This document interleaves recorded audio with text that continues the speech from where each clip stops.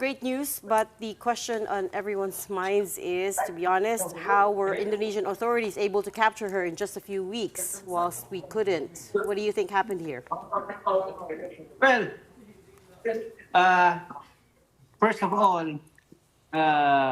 we do have to thank the Indonesian government. In fact, the Indonesian embassy was here a few hours ago. By the way, forgive the noise. I'm here at the processing center of PAOCC to process the detainees that we were able to apprehend from Lapu-Lapu during our operation last week. Now, going back to your question, we have to thank the Indonesian embassy and the Indonesian government for their assistance in catching Alice Guo.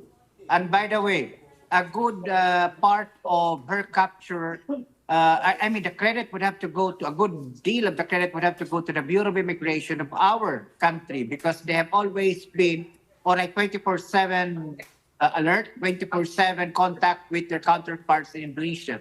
The other question, how were they able to get her while we failed to get her while she was still in the Philippines? The answer to that question is quite clear. During the time that she was in the Philippines, there was no criminal arrest warrant that was issued against Alice Guo. Therefore, we could not possibly detain her. Now, what was the warrant that was issued to her? The only warrant that was in her name was a legislative warrant for her failure to appear before the Senate during their hearing.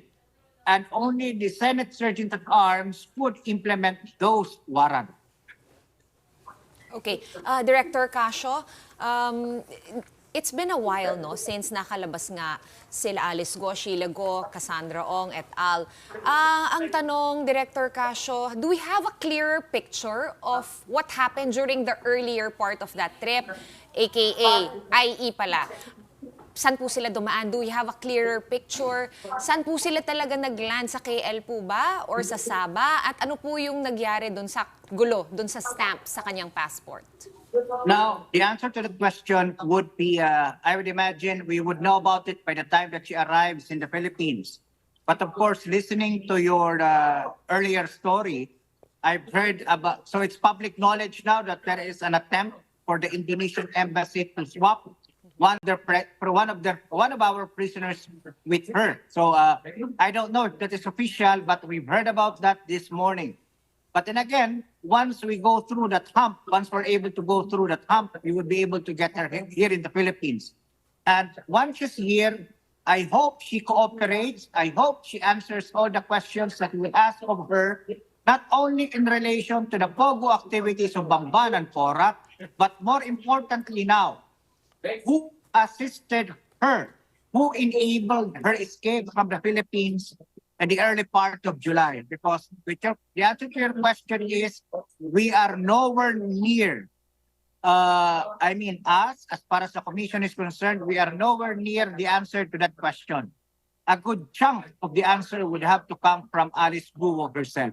Okay, while we wait for that, can you clarify, Director, meron po bang warrant? Ano po yung warrant now na nagkakaiba? Before, like you said, everyone knew it was the Senate warrant. You said it was There is no warrant against Alice Guo until now, that of the Senate hearing. Okay. A Senate warrant. Correct. Remember, there is no resolution yet as to the qualified trafficking in person case that we filed against her. There is also no resolution as to the money laundering case that we filed against her. Right. In the absence of those resolutions, the respective courts cannot issue an arrest warrant against her. Right. So I imagine she would be remanded to the custody of the Senate once she arrives in the Philippines in the next few days. But didn't you just say that the reason the Indonesian authorities were able to capture her quickly was because there's a criminal warrant out for her? Whereas before, when she was still here, there was just a legislative warrant, which is why you couldn't capture her. I may have misspoken. There is no criminal warrant. Right.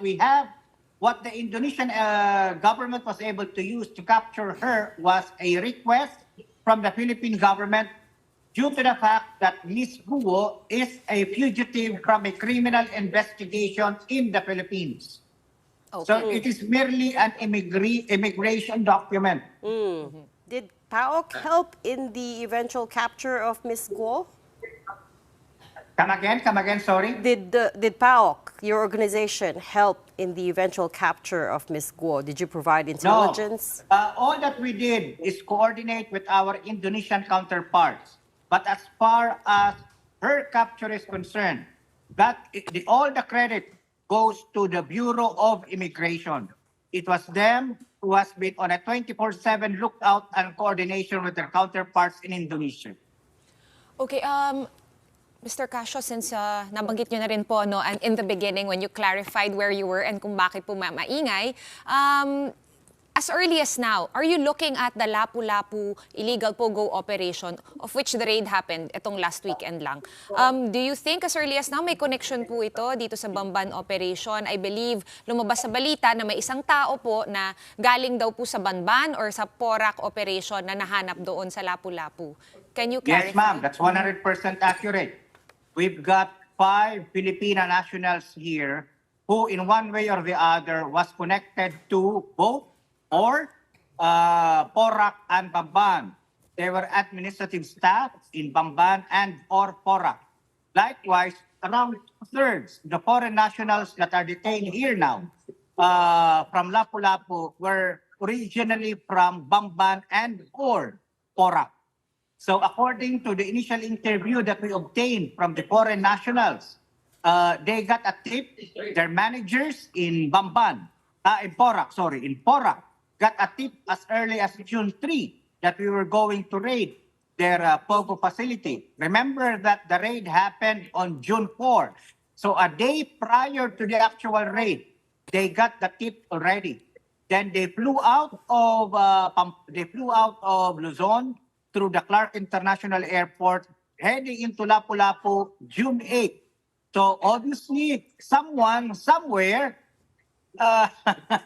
betrayed the integrity of our operation last June in PORAC, Pampanga. Okay, Sir Casio, well, reports also surfaced in Indonesian news outlets that their government wants to do an exchange or swap of prisoners. So in exchange for Alice Guo, they're asking the Philippine government to surrender one of their most wanted drug suspects, and that's Gregor Haas. He was arrested by the Bureau of Immigration back in May, which is almost 4 months ago, no? So, are you looking into this already? What's the latest on Gregor Haas? I mean, do we still have custody of him, and can we turn him over to Indonesian authorities? Well, Mr. Haas was arrested around May due to a red notice that was given to us by the Indonesian authorities for drug trafficking charges, if I'm not mistaken.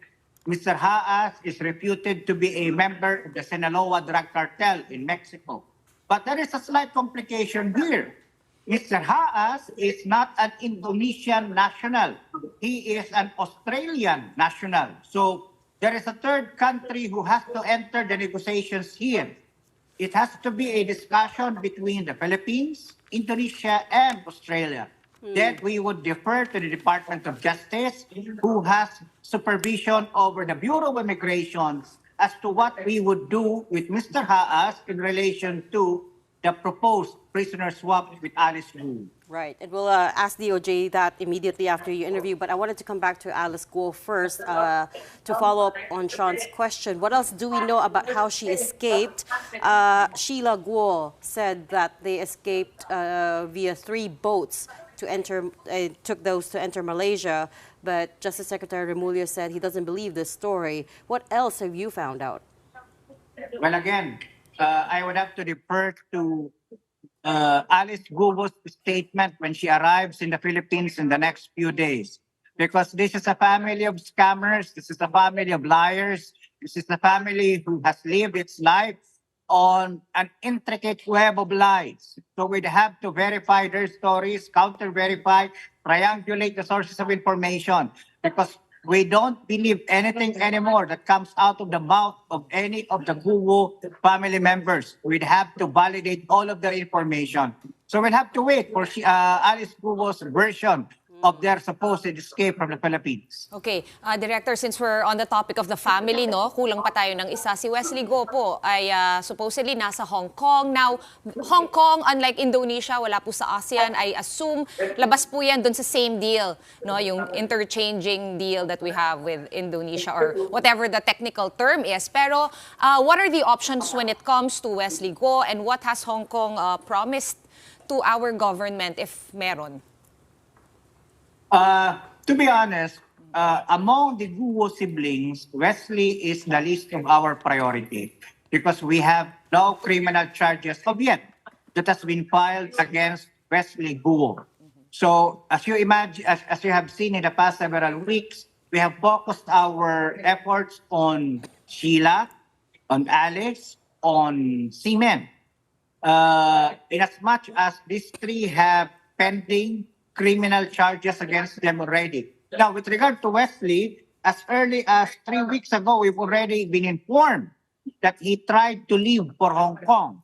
As of yet, we have yet to get a definite verification from the government of the administrative region of Hong Kong, whether if he actually made it to Hong Kong. What about Seaman? Do we know where he is? I mean, I know he's also not the main target here, but has anyone tried to secure his location or at least where he is? We definitely have no idea where he is, to be honest with you. I wouldn't want to be lying to the public, but the last information that we got about him is he was in Cambodia. But we're not definite anymore, or we're not sure anymore if he's still in Cambodia. Remember that no cases were filed against all of these family members up until a few weeks ago. No, it's not easy to file charges against these people because they have done a very intricate layer of corporate layering. So it's very difficult to develop substantial cases against these people. Unlike in the past, the current government do not file cases that are based on flimsy evidence. We have to have solid evidence.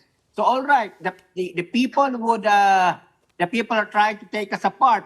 I mean, we've been getting a lot of brickbats from a lot from the public because they said we've taken our sweet time to file the cases. No, that's not accurate.